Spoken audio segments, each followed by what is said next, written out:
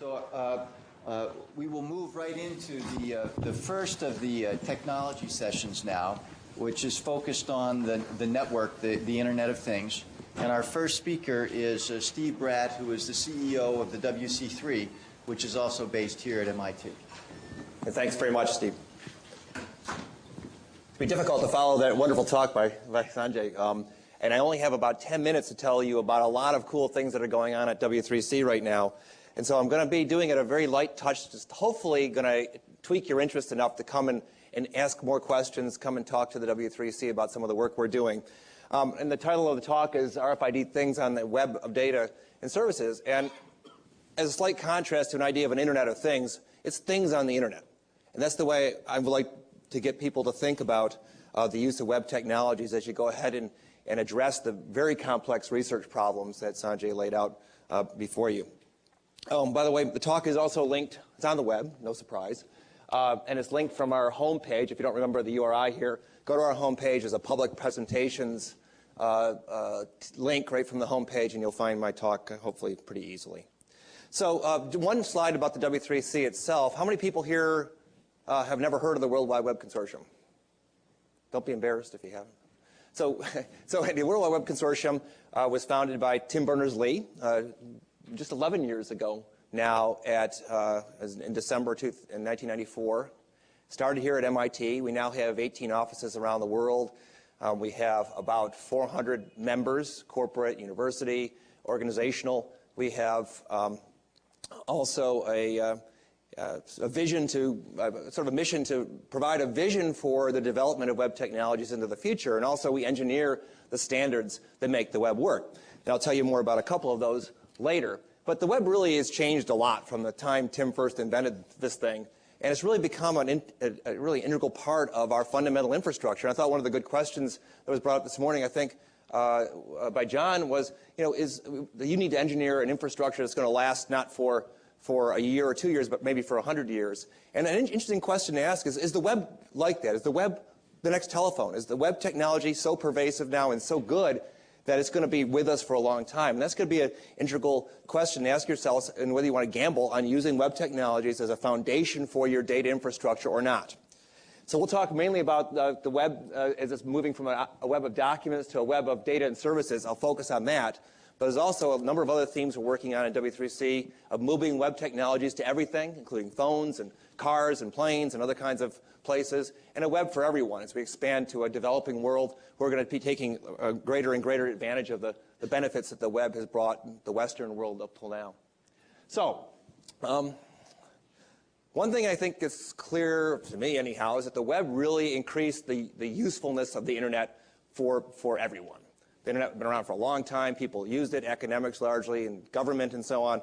Web technologies, through some very simple concepts that Tim instituted and pulled from many parts of the computer science world, HTTP as a protocol, but more importantly, the use of uniform resource identifiers or URIs or IRIs, whatever you want to call them, URLs, as unique identifiers and as unique identifiers of where something is, and a unique identifier to distinguish that item from other things. Very simple concept that's critical for the web and really critical for you guys, of course.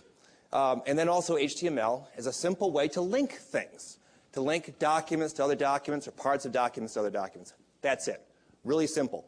And just with those simple concepts, we really, in standardizing these in a global way, really revolutionize the way that we can identify and find and retrieve documents of all kinds and sorts around the world. So if the aim is to put RFID things on the Internet, at least I hope the group, and there are a lot of research problems in this in itself, will carefully look at the existing and emerging web technologies before going off and inventing something new. I think that's a logical thing you should do. And I hope that what I tell you today will motivate you more to do that. So the new work that's going on at W3C in the area of web services and in the area of the semantic web really are going to expand the web to include more machine understandable resources of a variety of kinds. That's really important. And one thing that's going to do is going to enable you to have greater interoperability amongst the things that you know you want to link together. So it makes sense for you to go off and develop schemas and other kinds of things that make sense in your community. And that'll probably work for the group of people you've brought together at that particular time and in that particular place. But if the goal is to perhaps be able to enable linking to things you haven't foreseen, and that's really what made the web powerful, isn't it? People didn't really appreciate all the things you would be doing with the web today when Tim first invented it 15 years ago. But I think one of the keys is using these globally interoperable standards will help you to link between resources you have not yet decided you're going to want to link. Okay? So two areas of emerging standards, and I'm only going to have time to talk about one today. One is the semantic web. And a very simple elevator or bumper sticker is that it's really a web of data. So it's really providing interoperability at a data level and allow you to better understand, search for, share, reuse, aggregate data on the web. And then there's web services, which probably more of you are familiar with, so I'm not going to spend any time on that, but I've got a lot of extra slides at the end of this presentation, really to enable a web of interoperable programs. So it's basically providing some kind of, if you want to think about it in simplistic ways, APIs to be able to access, expose applications that you have, and be able to provide access to those. We won't talk about that much more today. So in terms of the semantic web, there's also, like everybody's got a stack, and the semantic web really starts about where this RDF, where the RDF core red brick is there in the stack. But it's based firmly on the use of URIs, and that's really important because the URIs become the fundamental way to identify a unique identifier for anything, okay, in the semantic web world. Just like for you guys, RFID tags or RFID numbers are critical. There's no reason an RFID number can't be made into a URI. It's really simple. And then also, there's other kinds of standards that are in the stack which enable you to express relationships between data, and we'll talk about that one later. That's RDF. Also, a number of other standards here, too. Another key will be OWL. You see the OWL thing there? It's a web ontology language to be able to set up a description of some domain of knowledge. It may be a domain related specifically to RFID or specifically to consumer goods or whatever it is. And then also other kinds of standards that are being developed now. Now, those other ones I've mentioned already are already standards, but there's new ones being developed to be able to do queries, put rules on the web, logic and trust, security things, and other kinds of activities. And I only have 2 minutes left. Okay, so RDF, the Resource Description Framework, simplify all the words on this page, whereas HTML provided an ability to link documents to documents, RDF provides an ability to link data to data. And the links are not just saying this links, but an explanation of how that one thing relates to another thing. So subject, property, value. So for instance, I could say that my talk, the subject might be talk, has presenter Steve Bratt. And every one of those items itself has a URI. So the talk has a URI, the concept of has a presenter has a URI, and I have a URI. So all those things are not only linked together, but they're on the web and accessible, as highly accessible as you'd like them to be. So the simple picture is that this is the current web. It's all gray and boring, but basically extremely powerful. Being able to link one resource to another, we found how powerful it is. The web of the future, we can not only link concepts together, but also say how they are linked. So Jane Doe is attending a meeting. Okay, it's not just Jane Doe's linked to this meeting. There's a relationship. The linkage is that she is attending it. And perhaps the meeting says she's also the chair. And there's also information about her personal data, information about the location of the meeting, and so on. All that information is contained using standards to syntax, and also ontologies developed by domain experts. So in this case, it may be an international organization of meetings that sets up an ontology for what meetings are all about. In your field, you can imagine getting together the diverse kinds of people you want to be able to use RFID. You're never going to get them all to agree on a single ontology for describing everything that's related to RFID. So another idea is to do a more ground-up, a bottom-up approach to this. We allow communities of people who already have places they meet, more generally likely to agree on things, to come to agreement on their ontologies, and then expose those in RDF and be able to more easily link them than you can do now. So I'll show two more pictures, and then I'll have to skip the last couple. You know, the simple enterprise integration facts today is that between things like stock control and parts and issue tracking and human resource management, these organizations, these concepts and these domains all need to talk to each other, and you still have a big business out there in trying to be able to integrate these very diverse kinds of communities together within even a single enterprise, not to mention across enterprises.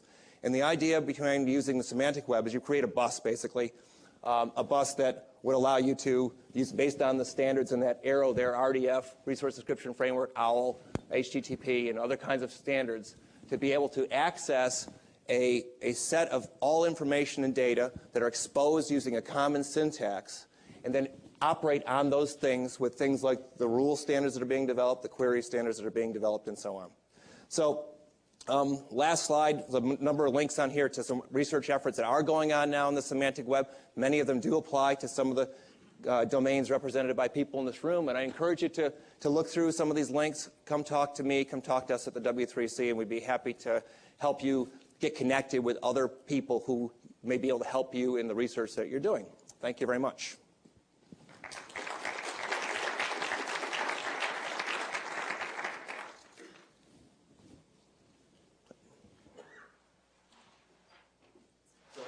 Bernie Hogan is the CTO of EPC Global. Okay. Steve?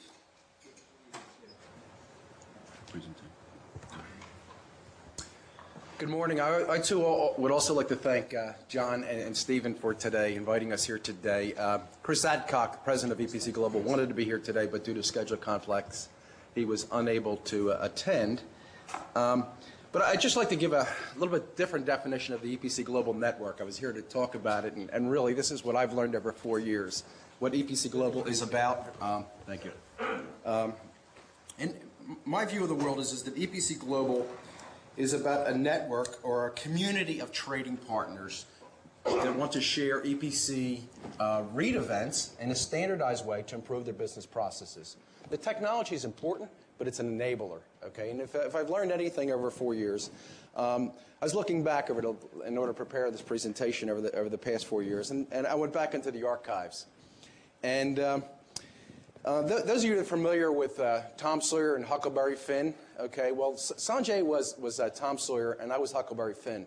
And I would come up on a regular basis in 2002, and we would sit in Starbucks coffee shops and drink lots of lattes, and we would draw on napkins.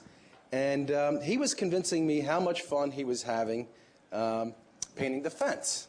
And so I bit into it, okay, and I felt like right about this time here, that I grabbed hold of a ball train, okay, because there was such tremendous momentum coming out of the Auto ID Center, and we had no idea what was in store for us.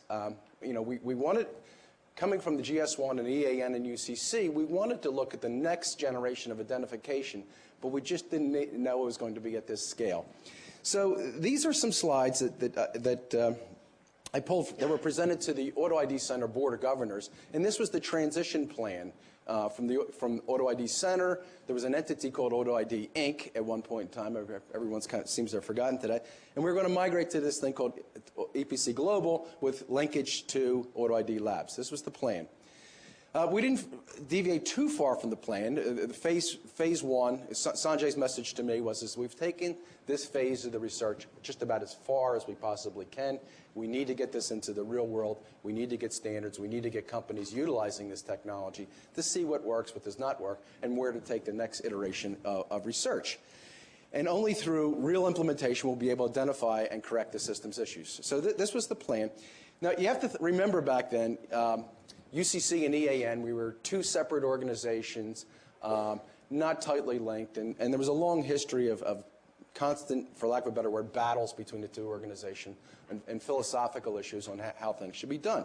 So UCC and EAN, the agreement was that UCC would lead the charge and negotiate with MIT on behalf of this thing. But MIT was insistent that this be truly global, not just a U.S. initiative, but also multi-sectoral. They did not want this to go into, just be buried into retail, be the next generation of the UPC. So these were some very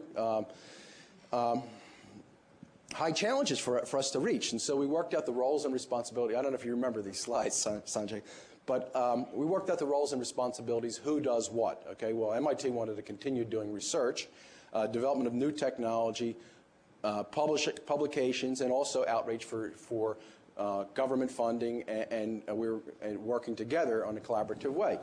UCC and EAN, we were going to do what we did best, our core competencies, administration of the systems, commercialization, key point. Okay, we were going to bring this to the commercial world, manage intellectual property if it is manageable, marketing communications, standards development, and training and education. So this is what we laid out. And this I lifted from the contract last night. Okay, these were the numbers and the milestones that we were expected to hit, EAN and UCC. And I had a very sinking feeling in my stomach at that point in time because I had to convince my boss at the time that we needed to do this. Okay, this was the right thing. And we were signing on behalf of the U.S. and UCC, and we were supposed to get 20 trading partners up utilizing EPC in 2004. And we were also supposed to make this global and a multi-sectoral approach. So these were the numbers, and I was probably never more scared in my life when I convinced my boss to sign these numbers, and they look quite staggering. So what have we accomplished to date? Well, EAN and UCC is now under one organization. We're now GS1. We work very hard. We have a common leadership, common approach. It's now GS1. So I'm a member of, I work for GS1 US. There's some other people in the room here from GS1, other countries around the world. And we've also aligned our portfolio of standards and service offerings. We have 4 primary service offerings today: the barcodes, electronic commerce, it's EDI and XML, global data synchronization, and here I'm to talk to you about EPC Global today. So the mission, to be true to what MIT wanted us to do, is just to take a global leadership role in development and promoting multi-industry, user-driven, key point, user-driven, because if this is not relevant to the user, okay, it will not have impact. If you've been involved in standards processes before, if you don't get the support of the industry, you will not get the implementation. So we keep on holding back to what the users want, and then we develop the standards. Building standards for the sake of building standards is not interesting. We wanted to deliver added value to our customers and stakeholders through our activities and drive it through the GS1 member organizations. There are 102 GS1 member organizations around the world today. We want to be the trusted authority on technical standards. Okay, we're not a technical development organization. Technology is an enabler, but we want to provide the forum where the technologists can sit at the table and work on standards through our processes. And to effectively manage public policy. Public policy, what we learned from the Auto ID Center, is probably as important as anything we do, because if this is not accepted by the consumer, it's not accepted by the legislators, okay, this will not fly. It will not move forward, okay, and we have a lot of activities in that area of public policy. So where do we stand? You remember the other numbers I put before? It shows the amount of growth around the world and the breakdown by region. Well, you know, we far exceeded our expectations, and now we have a different challenge as community management. How do we manage these communities? But globally, we have, as of January, we have 733 trading partners around the world. The most unbelievable amount of growth is coming from the Asia region. There's government-funded projects in the Asian region, in Hong Kong, Singapore, Japan, and Korea. They're coming on very, very strong, and people, not only do they want to build this technology, but they also want to improve their business processes leveraging this technology. So it's quite rewarding to where we are. You can see in 2 years where we've come in a very short period of time, and you can see the percentages and the breakdowns by region and the amount of growth around the world. And this is very encouraging, and it's a lot of hard work. But we want to get back to our mission. Okay, initially, what was in the Auto ID Center, there was a majority of this, well, a large portion of the companies that are involved in the Auto ID Center were solution providers. They were looking for the new thing. They were looking for the next opportunity. They wanted to build a marketplace, which is very important and continues to be important. But if we're going to be relevant to the marketplace, we need the involvement of the end users. And so you can see, as of the latter part of last year, 53% of our total membership is end users. A great industry support. Some of the companies in the room, Walmart, Target, Albertsons, Department of Defense, Metro, Tesco, so on and so forth. And we're also getting support outside of the traditional retail sectors. So this is coming to true. Getting back to the multi-sectoral approach, this is a breakdown. This is a U.S. perspective, but it shows across the industry sectors. Not only is it just consumer goods, food and beverage, healthcare, life sciences, there's a great balance across these communities. And what they're now finding, these communities, they all start as separate groups where they all want to talk about their problems. But they start to cross-pollinate with one another, and they say some of their problems are the same. And there's good interaction. We have a structure in place and a governance structure, but it really starts with a business problem, the business steering committees. We organize the communities around business action groups. We have a consumer packaged good, healthcare, life sciences, and we recently launched a transportation and logistics. There's regional adoption programs in Europe and Asia, and now we have some discussion groups in aerospace, food and beverage, automotive, and apparel. So eventually these will become business action groups as we move forward. So the structure is in place. We have a continuous improvement process to organize things. It's a great challenge, but it's a great thing to be involved. Here's the standards process, where we are to date with the standards and what have been delivered as far as the specifications, what have been ratified by the boards. We have ONS, ALE, or filtering and collection, tag data standards. We have several generations of that specification, and of course Gen 2. But the most important part of it, and the real value of a standard, is what occurs in the certification process. Last September, we announced the certification of Gen 2 interoperable products, which tags work with which readers, or better yet, which ones conform to the specifications. Now, as a result of that, you're seeing prices starting to drop significantly, and we're moving forward. So we're building a marketplace for the solution providers, and we're building opportunity for trading partners and giving them freedom of choice on which solutions they wish to procure. We have a governance structure that is balanced and across the sectors. Not only do we have retail, we have transportation and logistics, healthcare, technology, public sectors. We have regional balance globally from Latin America, Europe, and the Far East. Sanjay serves on the Board of Governors, providing linkage back to the labs. And we have a couple other sectors that have come on board, consumer electronics as well as aerospace. And the board will expand depending on industry activity. I want to commend Elgar and John and Nick Ferguson up top for the work that they've done in the last years. I mean, if there's any area that we could have improved over the past 2 years, was the linkage to the labs. Okay, I mean, the EPC Global had challenges, startup issues. The labs were there was a change in role and how things worked. I think we're on a great course now with the new structure. Commend the work that's been done to date in that arena. We've created better linkage between the labs and the research. These are some leadership roles that Sanjay serves on the Board of Governors and the Architecture Review Committee. John Williams also serves on the member of the ARC. Elgar serves on the Business Steering Committee. Also, some of the other research members, Peter and Dan, Peter Cole and Dan Engels, the active members of the HAG, and other members of the research community are participating in this thing. But we need to align this better going forward. It's a great opportunity, and as this academic alliance comes together, we need to extend the outreach. Looking into the future, well, my list isn't too far from Sanjay's, and we both did this independently. So, business justification, return on investment. There's a lot of trading partners that are still struggling with trying to find the value and the return on investment. They're the trading partners that get it, and they're trading partners that are still struggling. Huge research opportunity to help them find the way. Business use cases, they need to have clarity to do that. Information sharing, I think, is one of our biggest challenges.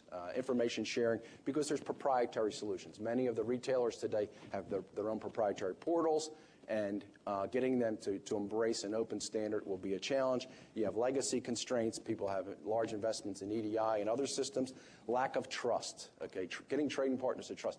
I don't know if this is a research topic. I don't know how to get past the trust issue, but it is probably our biggest challenge right now.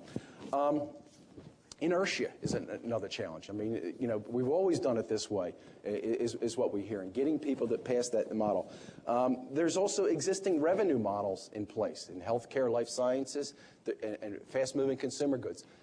People sell information to one another. Well, if you create an open standard to share information over the internet, what happens to the revenue? We have to deal with it. Nobody wants to talk about that, but it's a reality of what we have today. It's somewhat the elephant in the room. What we need is unbiased research on alternative technologies. I've been approached no less than 3 times from alternative technology companies and saying, I have the technology that will go past Gen 2.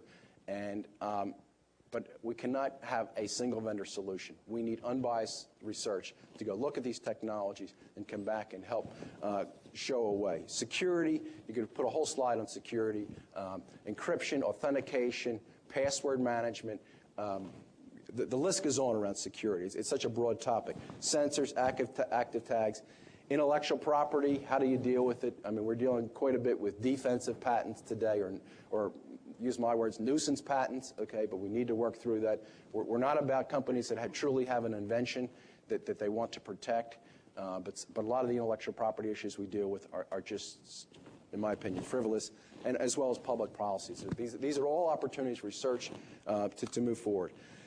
In summary, in conclusion, the community, we've moved from hope to hype to implementation. There are deployments there. You can read the reports on what's happening. The community grows stronger every day. It's getting more complex. When you look at the numbers, it's only, we have over 700. It's quite staggering. How do you organize 1,500 people around the world to develop standards? These are challenges, but I think we're up to the task.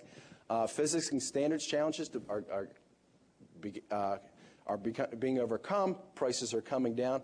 The benefits of visibility are starting to be realized. We need to get more public facts about these business benefits. Okay, but the community has moved decisively forward from preparation to implementation.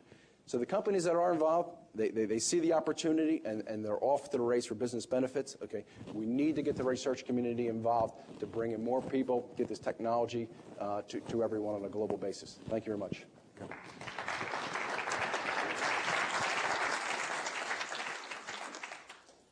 And then John Williams, the director of the Auto ID Labs here. Yeah.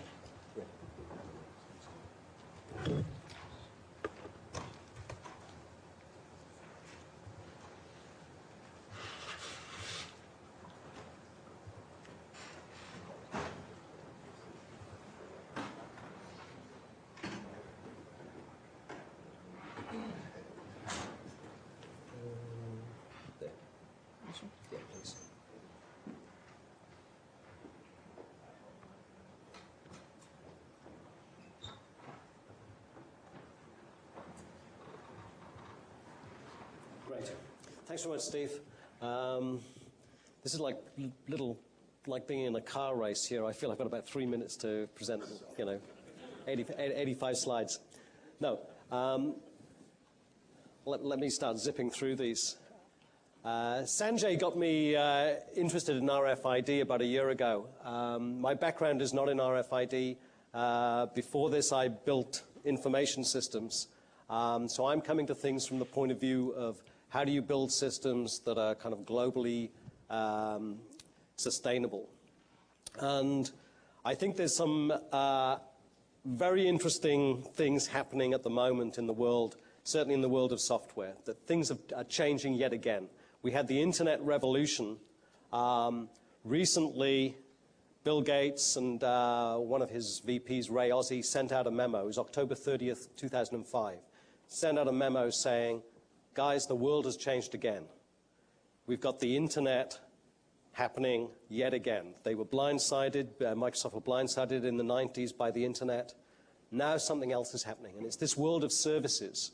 They're very afraid that Google has a totally different business model to providing services. And I just want to say how Google's model actually impacts RFID, because I think it's interesting when you think about what happens when you know where everything is.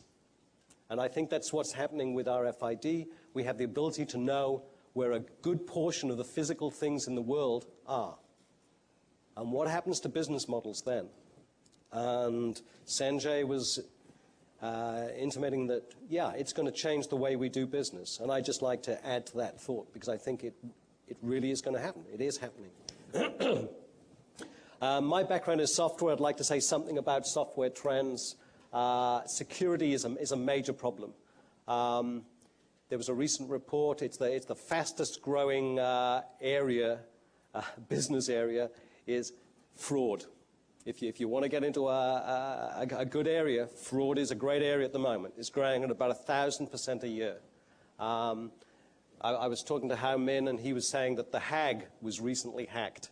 like yesterday, that adverts were being sent out over the email lists. This is a serious trend. The internet was not designed with security in mind. We can see that we're probably going to have to be secure, that we can't allow people to see the drugs in our pocket, or that you're walking out of a store with OxyContin or whatever it is. The other thing I'd like to note is that change, we have to build for change. One thing we've learned about software is we can't expect people to follow a standard rigidly. You can't force people into adopting a standard that's going to stay static. We're going to have standards that are changing, and that's going to be a problem. We have to design for that. So we've got a system that's global. This was some work we did on incorporating Google Maps so that we could zoom in. We could type an EPC code in and zoom in, down through the layers of aerial photographs into a store, onto the shop shelf in the shop. That's possible now. We can integrate information systems that is distributed across the globe. Now, I think the interesting thing is that allows different business models. As I said, Google is a phenomena that we're only just beginning to understand. I don't know if you've heard about AdWords, but it's a $6 billion industry at 50 cents a shot. So what they're doing, this is one of Google's products, that what they're trying to do is to make anyone can buy and sell anything. They're matching up search queries with hundreds of thousands of marketers. These people on eBay selling things, that they'll match them up, and they do it in a fraction of a second. And they do it with a very different software architecture. They don't use databases. They have everything in memory. Everything is cached. They have something like 500,000 machines at the moment. Nobody knows exactly how many. But they're not using relational databases. They have a very different approach. I don't know if you've typed something in and made a mistake in Google, and they suggest what the correction should be. And they don't do it based on dictionaries. What they do it just based on the fact that somebody else has made that mistake before. They've recorded it, and they've recorded it what you're likely to type in next. So they have a very different kind of set of algorithms to normal. And Eric Schmidt, who's the CEO of Google, wants to match every single item in the world to a buyer. This sounds very much like RFID to me, that you need to know where are those items, who do they belong to, etc. So I think there's going to be a lot of research in integrating services.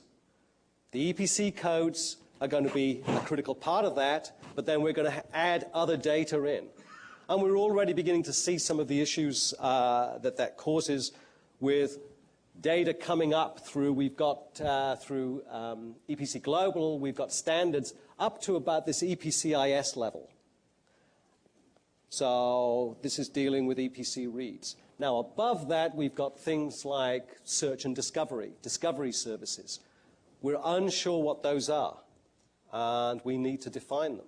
So this whole layer above, ONS, above EPCIS, we really need to think seriously about.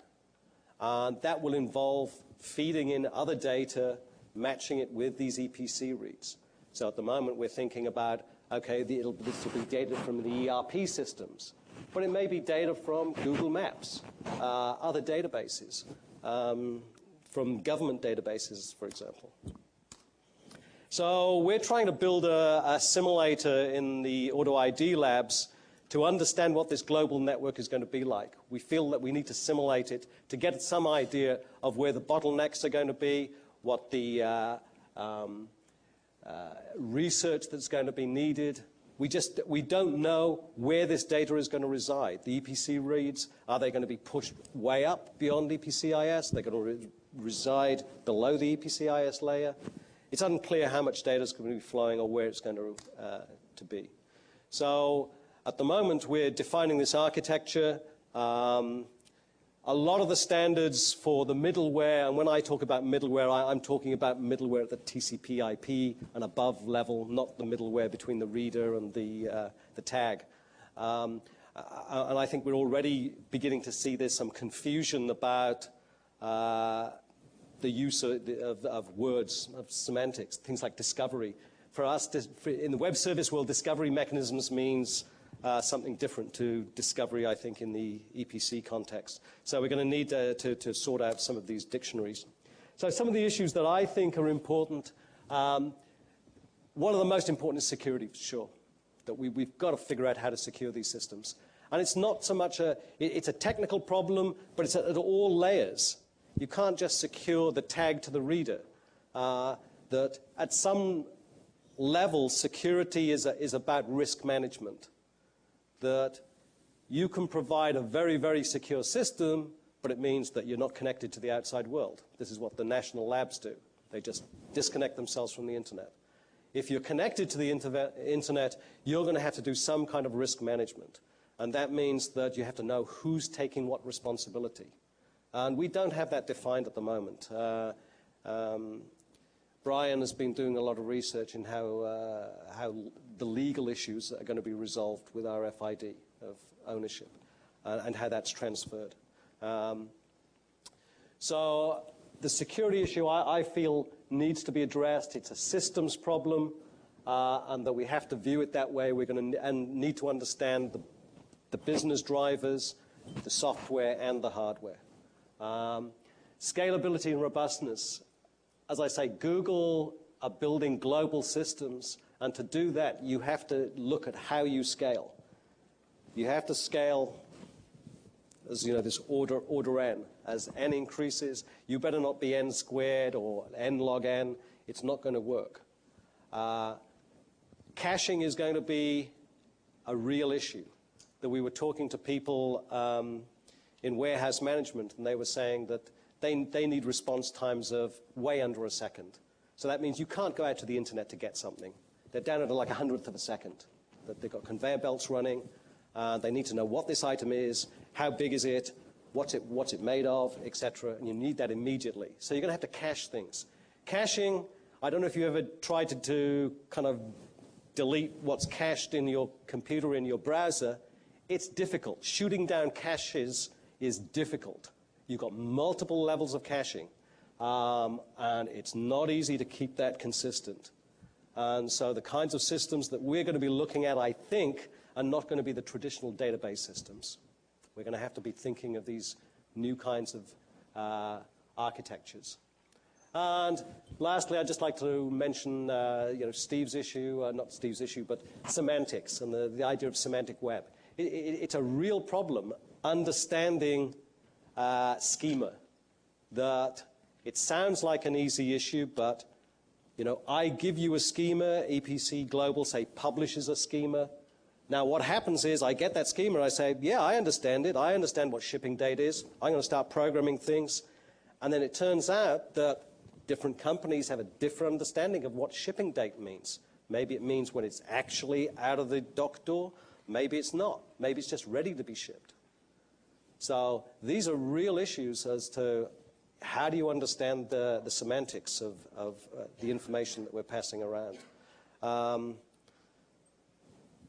Well, I think I'll finish there. That's a good place to finish.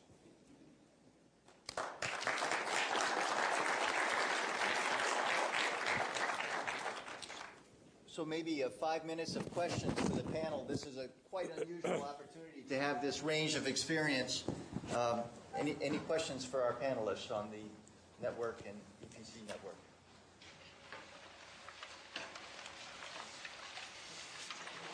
Oh, and actually, if you could come down to the microphone, please, to ask any questions.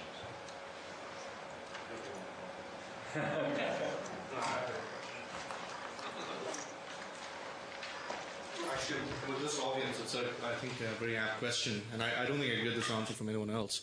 So how do we solve the schema problem? I mean, I think the semantic web, actually, I think is very exciting on that front. But do you think eventually it's going to go away? Is it going to converge? Is that going to basically reduce the scale of the problem? Steve. Okay. Does this microphone work? Yeah, it does. Well, that's a good question because XML schema is really embedded in a lot of the business world already and has been relatively successful, but most of the companies find it very difficult to deal with for the very reasons that John mentioned, is that the understanding of what the elements mean in a schema are not easily transparent. And so the semantic web is trying to address that problem by making sure that there's a much richer definition of everything also on the web. So everything that's on the web, there's also definitions of what it means, what units do you use, how do you define exactly what you mean by ship date. Those are hard problems too. But the idea behind the semantic web is that you give people better tools for more richly expressing the meaning of everything that they want to put on the web. So whether that will solve the problem, I don't know. It's a lot of complicated problems, including research problems involved, but that's what the aim of the semantic web is. Yeah, I mean, I think it's, to some extent, it's a human problem that, we as humans think we understand what a term means, and it depends. That, we use something like web services. It's pretty fuzzy as to what exactly that means, what it includes and what it doesn't include. Now, as humans, we can get away with that fuzziness that we, I'll ask Steve, so did you really mean this or not?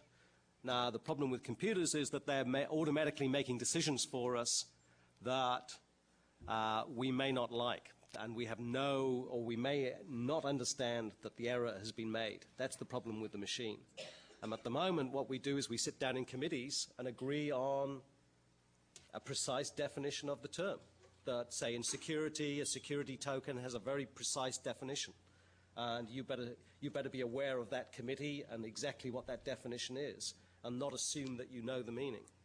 But I think it's a real issue. I think change is an issue when schemas change, and they undoubtedly will change.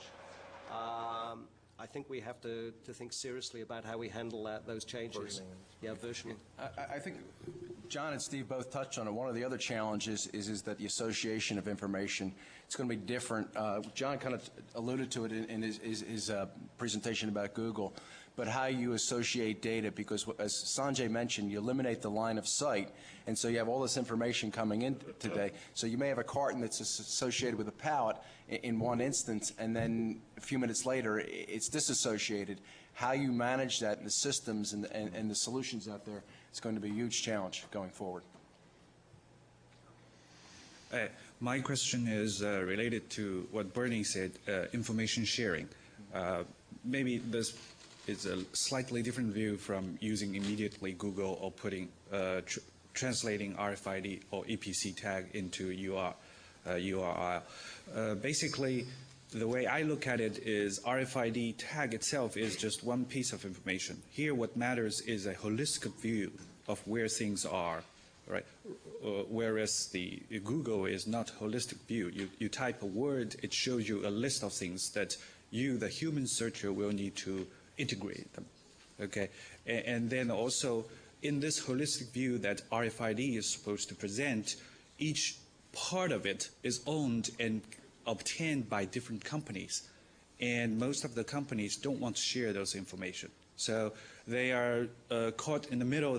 They know if they share information, there's going to be great benefit. On the other hand, no one wants to share, give total control of the actual information captured by their readers. So I just like to hear your comments on that. Thank you. There's another dimension to that. What we're experiencing with the communities that are involved with EPC Global is migrating from a push model. If you look at EDI today, is pretty much a push model. I'll send you all that information, and getting people to go to a pull model so I can query for the information on demand. That really touches on the trust issue and the security issue. Not only do I trust you as a trading partner and a business partner, and it's going to take a while to get people past that, businesses past that issue. And it's not just a technical issue. There's a business process issue involved with that. So, yeah, I mean, I think when there has to be some advantage to you sharing your information. I mean, the example with Google is, for example, they provide Gmail, where they give you 2 gigabytes of storage. In exchange, they're watching your email. They're running algorithms on your email. Now, they're going to start offering data storage in a big way, because they want to just see what you're doing. You know, as I say, Eric Schmidt's goal is to know where everything is. He'll offer free storage in exchange for just taking some of that information and processing it. So I think it's these different business models that are the fascinating thing, that you can give away something for free because you're getting value from the statistics that you're running on that data. Quick comment is, here the trust is not about individual users, which can be easily bought. I can be bought by to give it alternative. But if it's a company, it's a very different story. That's what I'm trying to stress. Right, but I think there has to be some demonstrable benefit, and I think there will be. So, you know, the ROIs need to be explicated. All right. Hello, my name is Kevin Frew from UMass Amherst, and I have a question about where the Internet of Things, what role it may play in the next generation Internet. So David Clark, here of MIT, is talking that the Internet is broken, that we need to design it from the ground up and start over. So could you tell us what you think is the best place for the Internet of Things to play? What's its best role in the next generation Internet? In 2 seconds.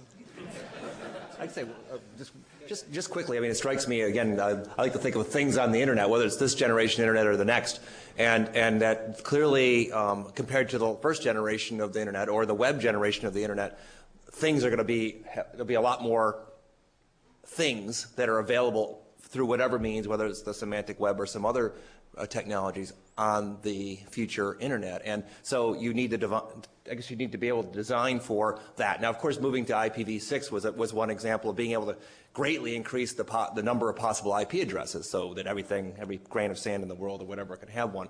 But there's a number of other probably design principles that Dave Clark has, I'm sure, thought about more than I have that certainly would need to be taken into account. Just the sheer volume and the security, again, associated with those kinds of huge volumes of things I would think would be important. Hi, my name is Yan Lei. I'm also from UMass Amherst. So I have two questions. The first was technical. So in the software stack that has, at the bottom, has this device data and then filter, transform, and data that's published, where does XML come into play? Is there any benefit of pushing XML down to lower layers of the software processing environment? In the EPC Global Stack, I'm not sure stack is the right word these days, but it allows for an XML binding. There's not a significant demand for that at this point in time because it's pretty low level and you could express it in different ways. Although some companies have that preference and the standard allows for that option. Where the XML plays is in, I think it was in Sanjay's presentation, the EPCIS data that's stored at the repository. So the EPCIS standard allows for a way to store information and retrieve information. The opportunity and the information sharing and that will all be expressed in XML. How and that's done it's still very early in the process to describe how that's going to be done and how information is going to be associated. So. Oh, so you think it's rather a representation for storage? Yes, that is the thinking today. Yes. Okay. All right. So the other question is, so when you talk about the Internet of Things through web technology, is RFID data management, does it represent any new challenges, or is it just an application of the current web services and semantic web technology? Does it represent anything fundamentally new? Well, I mean, yeah, it's not there yet. I mean, we don't know how to do this to build a global network. I mean, I think Sanjay was pointing out that, you know, we've got all these challenges of how do you control costs, how do you make the chips cheap enough, how do you get enough data, how do you get reliable data, how do you inference from you know, incomplete data. We don't know how to do those things. I see. And the algorithms aren't there. Okay, so I have certain characteristics of data uncertainty, security issues involved, so they do present some new challenges beyond other applications. Okay, that's a good answer. Thank you. Or I don't know how to do it. Yes, hello, good morning. My name is Harold Beck. I'm with the University of Sherbrooke and also the École Polytechnique. I probably believe I'm the only marketing professor that works in an RFID lab. Thank you. And during your presentation, you talked about the research opportunities in terms of business justification and ROIs. And this is specifically what I'm interested in. And you mentioned that certain companies get the ROI, whereas other companies are still looking for it. What do you believe is the reason that the companies who have not found the ROI are not finding it? I'm going to be dangerous here. I think you will notice a relationship between the companies that get it and their success. Okay, if you look at the companies that are these are leadership companies that get it. They've applied the resources. Some of the companies that are involved have been involved with the Auto ID Center since 1999 and 2000. Okay, it's no different than other standards. If you look at the companies that led the way for UPC codes, okay, in the early days, the UPC was a standard for 10 years before it took off, but there were companies that were involved working the standard and deploying it and discovering it. Some of the other companies are further along in the curve. I think that there's a community in the middle that's not sure, and then you'll have the industry laggards, as we say. The point I was trying to make is that we need to focus from a communication standpoint on the companies in the middle to help tip them over. No different than anything else, like the World Wide Web or email or any other technology. We need a tipping point to tip them over to get it. There has to be, to John's point, there has to be a compelling business opportunity that will just get these companies past the trust issue, past the security issue, and that's going to happen. And I think it's really in a marketing area. It's a messaging area. The technology is, to me, I think we've solved some of these problems many times over. Okay, but it's a messaging, and look at some of the work that MIT is doing it with their and the business cases, and University of Arkansas with Walmart and those type things. So actually, if I could interrupt here, because we're eating into our break time, okay. And tomorrow we have a session on supply chain that is very much aimed at asking those very types of questions. So I'd like to thank our panelists very much.